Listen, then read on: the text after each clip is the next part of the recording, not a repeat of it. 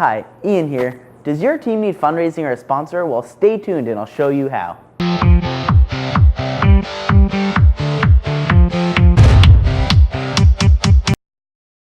One thing to think about when looking for sponsors is what do you need and what can you give in return?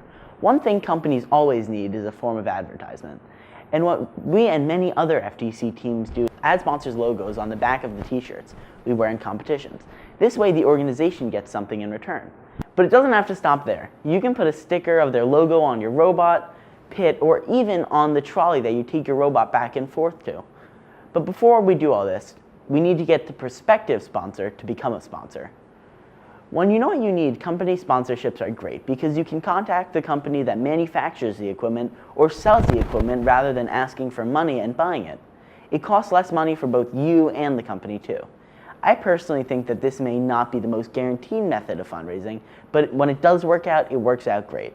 It also has the least risk because with a bake sale, you have to spend money to buy everything. If a company can't give you money or equipment that you need, you don't lose any money on the email. The first thing that you're going to need to do is make a cover letter. A good cover letter should start by talking about the organization. So I begin my cover letters by introducing First Robotics. From there, we get into basic information about the team. Things like where we're located, how many members do we have, how old are the team members. By the end of this part, the company should have a good idea of who you are as a team. Then you need to specify why you need funds, equipment, etc.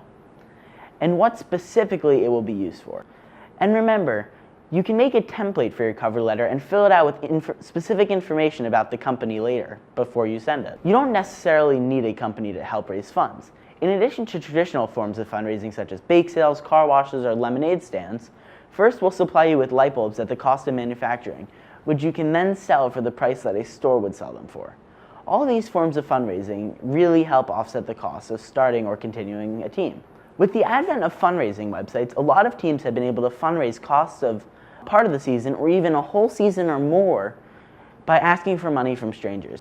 But one thing to keep in mind is that most of these campaigns have stuff to sell in return, whether it be t-shirts, buttons, or anything else. And while you don't have to do that, it's typically very helpful to raise money.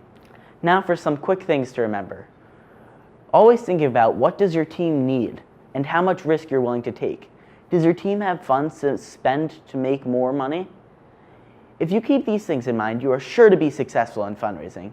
Thanks for watching and don't forget to subscribe.